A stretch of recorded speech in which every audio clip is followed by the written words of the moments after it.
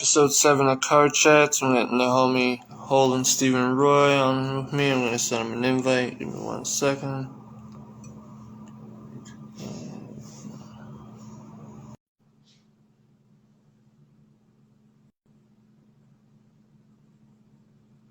Yo, Yo. so where can you hear me? Yeah, I can see you, bro. I can hear you. That's blessed. How are you? How you doing, bro? Your life is good. Yeah? Tell me more. Why is it so good? I don't know, man. Like, just as the year goes on, a lot of things just been falling into place better and better. But you got to just make life good in your perspective, right? Like, you have to, like, even if you're having a bad day, get yourself to a place where you remember that life is good. You know, like, that's where we at. Just Definitely. being here, you know? What's up to everybody joining the chat? Hi, everybody joining the chat. If you're not following us, give us a follow. Yeah, man. So you make music as well as the podcast, right? Yeah, I make Yeah. music. How long you been making music for in the Montreal scene? Since 2012. I mean, I dibbled and dabbled before that, but I started performing in 2012, so I kind of counted from then. And then it was a lot of just like singles, I suppose, individual songs. Yo, what's up, Chris? I'm just kind of pushing that while I had this crazy run of performing 2013, 2014. It was just like opportunities just kind of kept appearing in my face, so I just kept doing that for a long time. And it kind of evolved into more of the podcasting thing as I got older. Because, yo, trying to sell tickets on a Thursday night to a bunch of 28-year-olds is not the same thing as a bunch of 23-year-olds. No, definitely not. No, I feel you on that. And so you still making music nowadays? You still recording and stuff? Yeah. Yeah, I'm going to put out a whole bunch of stuff this year. I have, like, I guess written stuff that, like, you know, I'm supposed to be doing it all, like, you know, proper, put the effort in time, but it's all like in the process. So with engineers, I have a bunch of stuff I need to get features on and that kind of stuff. So in the middle of getting bored waiting for things, I started this Off the Dome series where basically I just started going live on Twitch Yeah. and I got all the beats. So I started with these 7 free beats that y'all can find at meticulous.ca. You go to meticulous.ca. Download the 7 free beats and it's for profit, right? So I basically off the dome. And it was like just 20 something minutes of me rapping. Is it amazing? Probably not.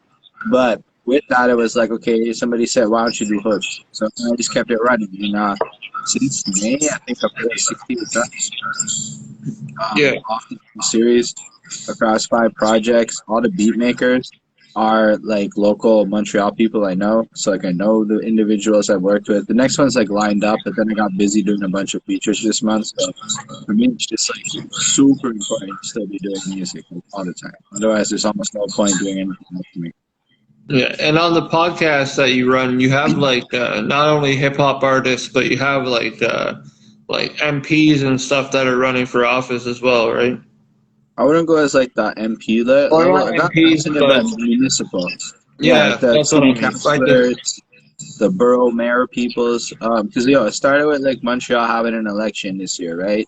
And I said to myself, how do I make an informed choice in this place of lack of English fucking media, right? Like, there's not really a lot going on at the local level, at the yeah, guy you see in the neighborhood level. Sure, you get all the press about like the top people, but so I said, well, we got this platform. We're already interviewing people.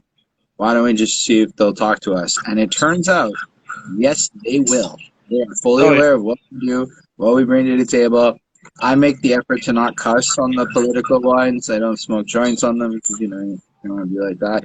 But yeah, otherwise, it's like kind of the same show, just less music talk and more, tell me about the beautification of the park project. yeah.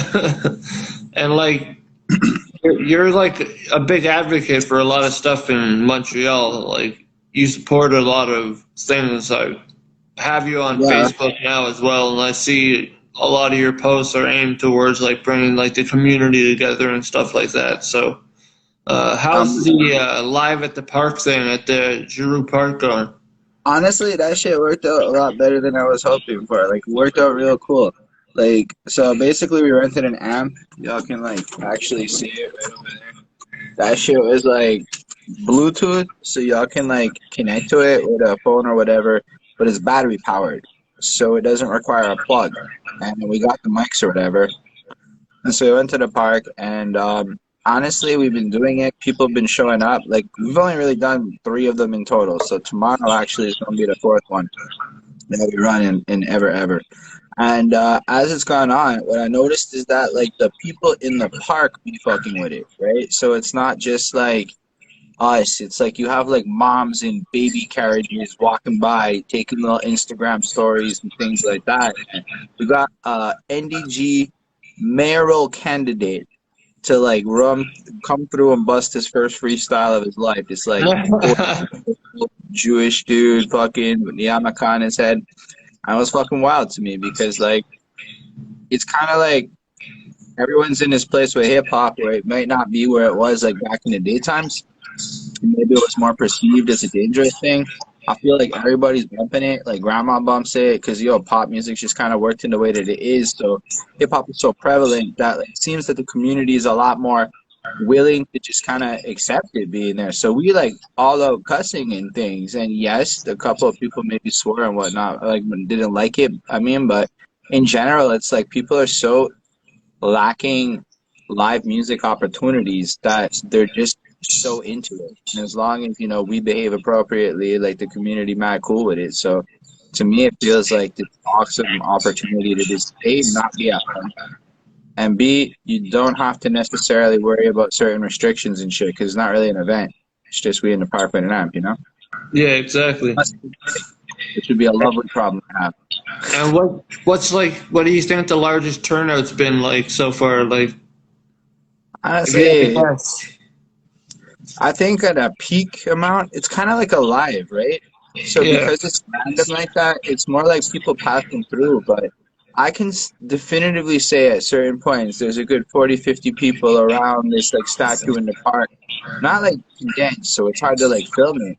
But you're watching and like people all over are like stopping their conversations to pay attention. So I definitely would say 40, 50 people have at one point, there. And I believe it has the potential to reach like a large number of people that hear you with a good solid amount of engaged people around the local area. But like for real, it hit a solid number and they're all strangers and shit, which leads you to like the oh fuck, I need my QR code fucking game on. So motherfucker or cards or something because for real, like when you get to that point where you now have this traffic, it's like, okay, how do I get them to like follow me?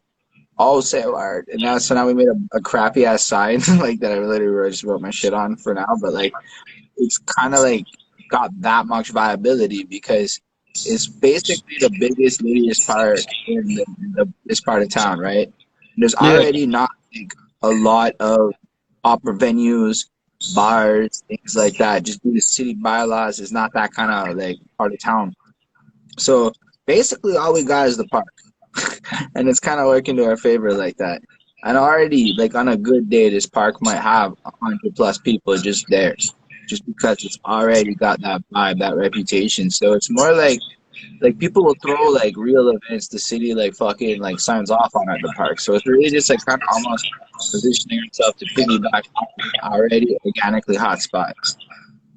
Yeah, no, it definitely sounds like it was a good way to bring like a community together, especially during these times, and especially people who are jonesing for live music and stuff. I mean, they're getting a free show and a live showcase of multiple different artists. I mean, what can you not love about it? That's cool. We also just saw that because I saw Device popped in. Shut up, Device got bars. Y'all can follow him. He's wildly entertaining. That's the best thing. You should talk to that dude. You want a really good piece of content? Talk to Device got bars. Give yourself as much time as I'm you can with open. it. I'm Um, open to it. but with that, every Tuesday on the Twitch though, we also have like a Zoom where people be coming through and like freestyling over beats, Montreal beats. So like Yeah, that's the only rule I have is it's got to be Montreal beats. Which as time goes on, we need more people. We're gonna get more beats in the pool. But we already got a solid pool. But it's more like let's say you rap, right? Come through. Just bring your if you want to bring writtens, I don't give a shit. But mostly it's people doing off the domes. and it's this whole vibe. So we also have like a virtual version of it that we have going on Tuesdays. So it's like a 2 a week plus the interviews. And like for me, it's also like, yo, there's thousands of people in English Montreal music scene.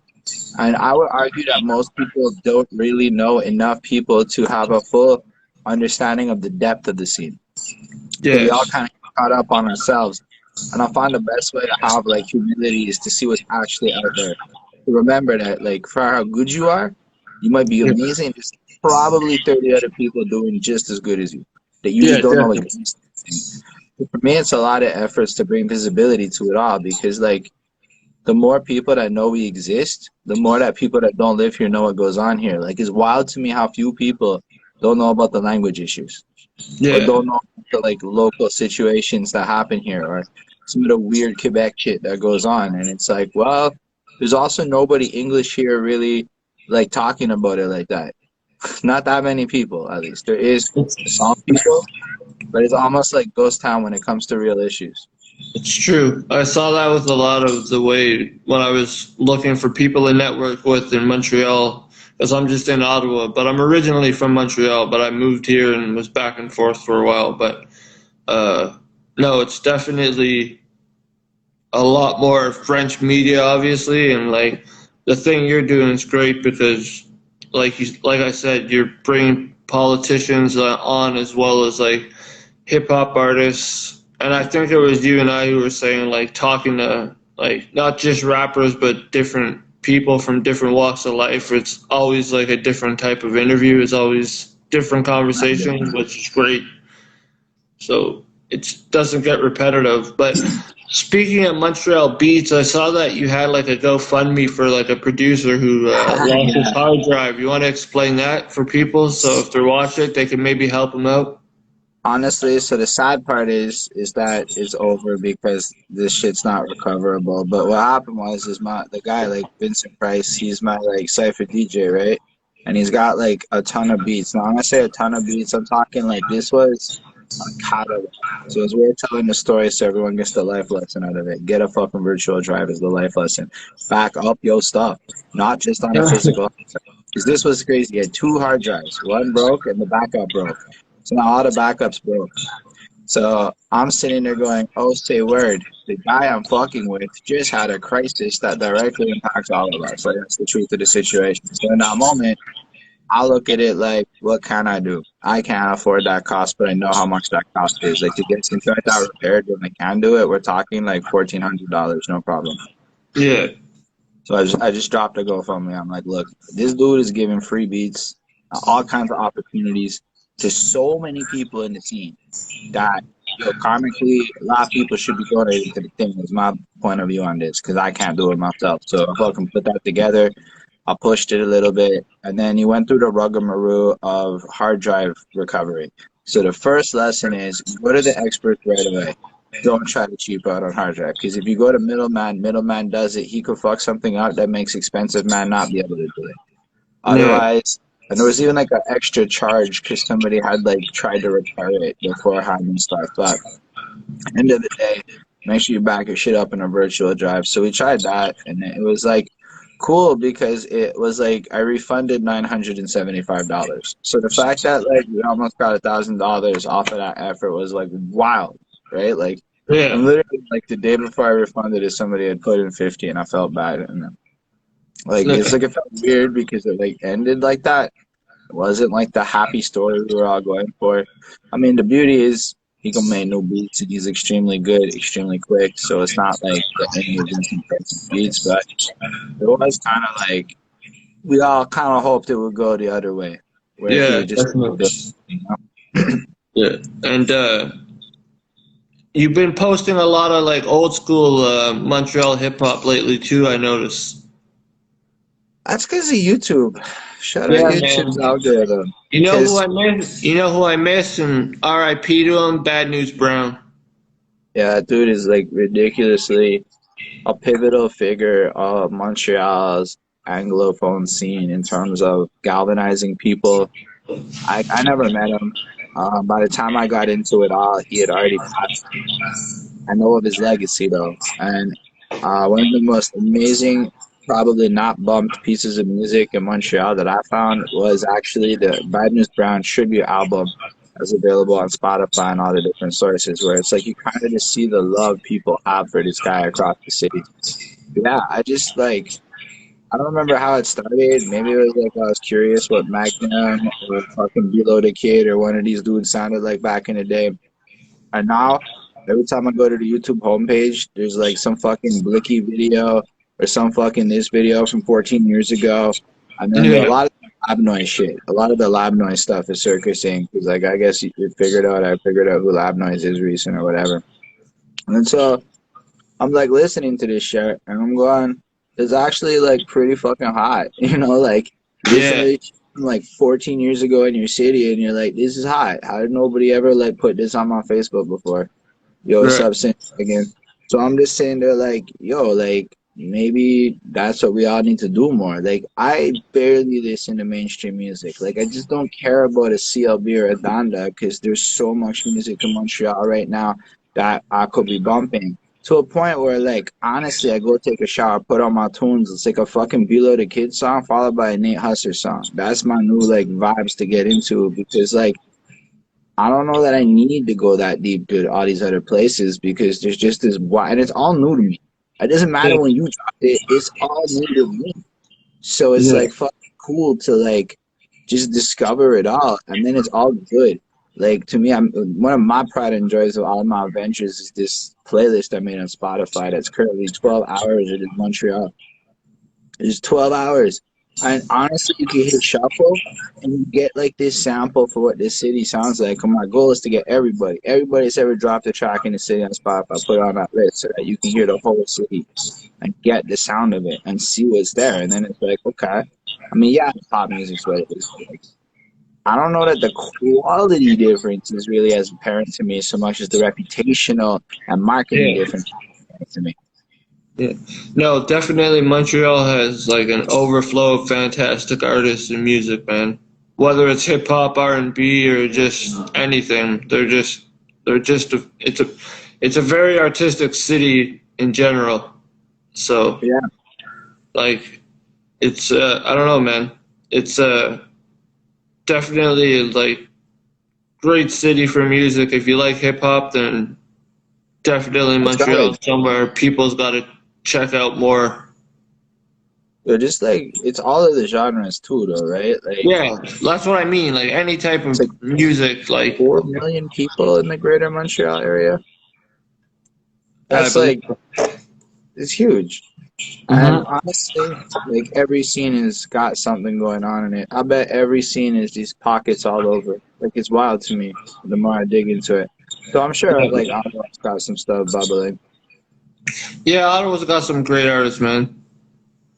Shout out to my dude. He was in the chat just not long ago, Vontae Poems. You should check him out. He was on my podcast, the On the Line with podcast, the mental health and arts podcast that I do besides this little interview series for Instagram. But yeah, uh, yeah, man. I think we'll catch up again soon. It was good talking to you about all this. Yeah, man. It's always good to reminisce about Montreal music because I still listen to it, but I always used to listen to it like daily. So it's always good to reminisce with someone who knows the history of the music. So we'll definitely catch up soon. Thanks for coming on, my dude. I appreciate it.